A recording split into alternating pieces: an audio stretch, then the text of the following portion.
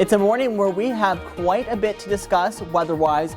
We've already seen quite a few heavy showers work their way through portions of southern Illinois, but we are starting to see the re-entry of a few heavier showers, mainly into portions of far southern Illinois, and those are going to be continuing to track off towards the north and towards the east. And you can see that heavier pocket of rain around Cape Girardeau right now. That's going to continue to track off towards the north and east into portions of southern Illinois. Again, we are expecting these showers to linger through the morning, but I'm not really concerned with any wintry precip right now because we are tracking temperatures that are in the low 50s. And right now, this is likely going to be our high for the day because we are tracking a bitterly cold system that is going to be bringing us quite a bit of wind and quite a bit of cold temperatures.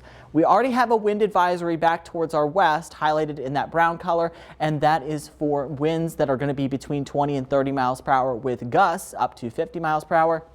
And in this gold color, pretty much just east of the Ohio River, with the exception of a few counties into far southeastern Illinois, we're going to see those sustained winds also of 20 to 30 miles per hour with gusts that could be up to 60 miles per hour.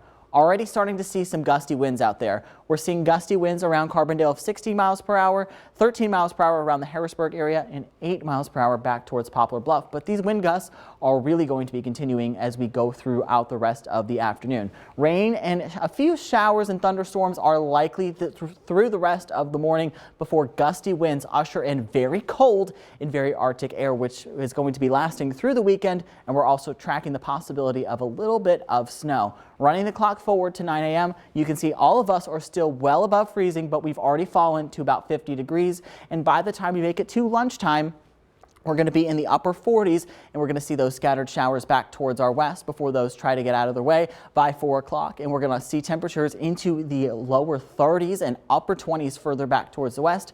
And we could see a few flurries this afternoon and maybe even a little bit of a wintry mix, but I'm not really expecting any precipitation accumulation. And by the time we make it to about 9 or 10 o'clock tonight, we're going to be into the 20s, and temperatures are only going to continue to fall as we go throughout the day on Saturday. We could see an additional ½ inch to maybe 3/4 of an inch, maybe even up to 1 inch in this blue shade here on top of what's already fallen in terms of rainfall. And then back towards the west, we could see a little bit less, maybe up to 1/2 inch. And where we could see more heavy rain, the Weather Service has gone ahead and placed us in a flood risk for today. And again, that is the lowest risk category, but it is still present. I am still concerned about a little bit of flash flooding, especially in low-lying areas with how much rain has already fallen and how much rain we still could see. Wind gusts by 9 a.m. are going to be in the 20s, but again, this is just a taste of what's going to be coming. By the time we make it to 7 o'clock tonight, we're going to see those wind gusts get up to about 36 miles per hour in Carbondale, 43 in Mount Vernon, and 37 in Paducah. And again, gusty winds are going to be continuing through the day tomorrow. Although we don't have any wind alerts for tomorrow, we still could see gusts up to 30 miles per hour tomorrow afternoon,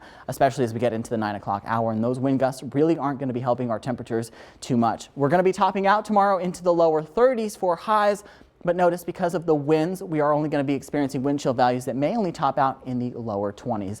Keep your Storm Track 3 app handy though, because we are tracking, yes, another storm system that's going to be working its way through our region as we get into the latter half of the weekend. Overall on Saturday, I'm expecting us to be mostly cloudy, and then we could see a few snow showers work their way from the northwest off towards the south and towards the east as we go throughout the afternoon.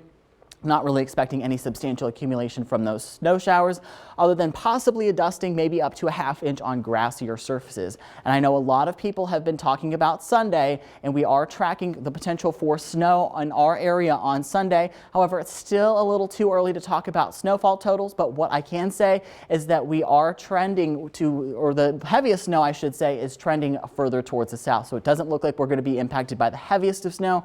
However, that certainly could shift as we're still about 2 to 3 days away from this system. So enjoy those 50s while you can, because we're going to be hitting the 50s today. And then once we drop below freezing this afternoon, we are likely not going to be seeing above average or above freezing temperatures until we get into the day on Thursday or Friday. So it's going to be very, very cold. I didn't put any above freezing temperatures for the next 10 days. Well, you know, and as people start to hit the road this morning and those showers start to wrap back around, might just want to give yourself a couple of minutes. Absolutely. What I noticed on my commute this morning was that there was quite a bit of standing water in the road. So absolutely. That's why we have that flood risk for today. Thanks, Garrett.